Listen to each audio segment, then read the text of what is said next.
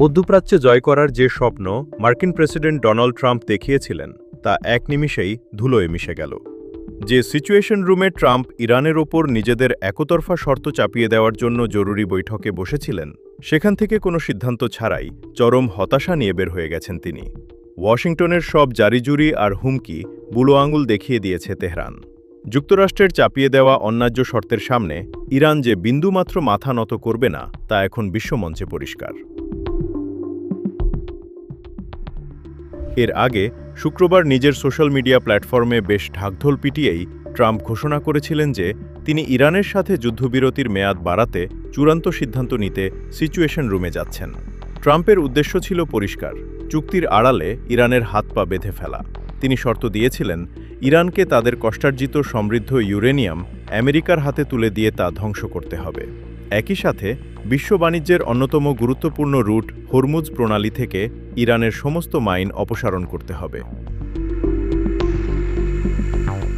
Trump দাবি করেছিলেন এই শর্ত মানলে তারা হরমুজ প্রণালীর ওপর থেকে মার্কিন অবরোধ তুলে নেবেন, তবে কোনো ধরনের আর্থিক লেনদেন করা হবে না।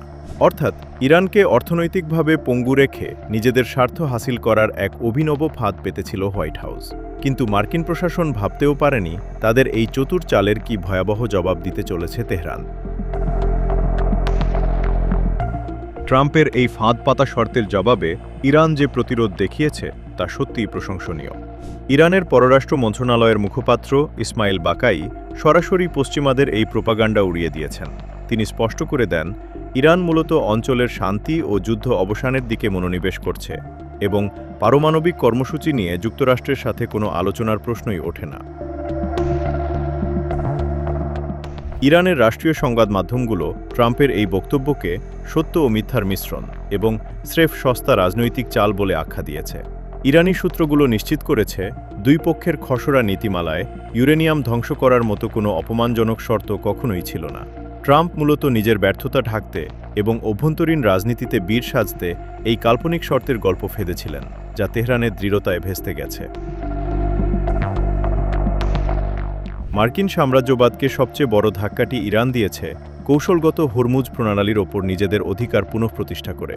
আমেরিকা এই আন্তর্জাতিক জলপথের নিয়ন্ত্রণ নিতে চাইলেও ইরান সাফ জানিয়ে দিয়েছে, হরমুজ প্রণালী ব্যবস্থাপনার বিষয়টি সম্পূর্ণভাবে ইরান ও ওমানের সার্বভৌম সিদ্ধান্তের বিষয়। এখানে ওয়াশিংটন বা অন্য কোনো বিদেশি শক্তির নাক গলানোর কোনো অধিকার নেই। আন্তর্জাতিক গণমাধ্যমের সর্বশেষ তথ্য অনুযায়ী ইরানের এই অনমনীয় এবং সাহসী অবস্থানের কারণেই ট্রাম্পের 2 ঘণ্টার হাই ভোল্টেজ বৈঠকটি সম্পূর্ণ ব্যর্থতায় পর্যবসিত হয়। কোনো চুক্তি বা চূড়ান্ত সিদ্ধান্ত ছাড়াই ট্রাম্পকে সিচুয়েশন রুম ত্যাগ করতে হয়েছে। এটি প্রমাণ করে হুমকি ধমকি দিয়ে আর যাই হোক, বীরের জাতি ইরানকে দমানো সম্ভব নয়।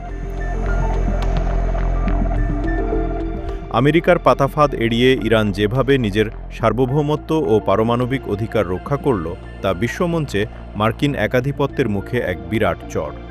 ট্রাম্পের এই ঐতিহাসিক কূটনৈতিক পরাজয় মধ্যপ্রাচ্যের রাজনীতিকে কোন দিকে নিয়ে যায়, এখন সেটাই দেখার বিষয়।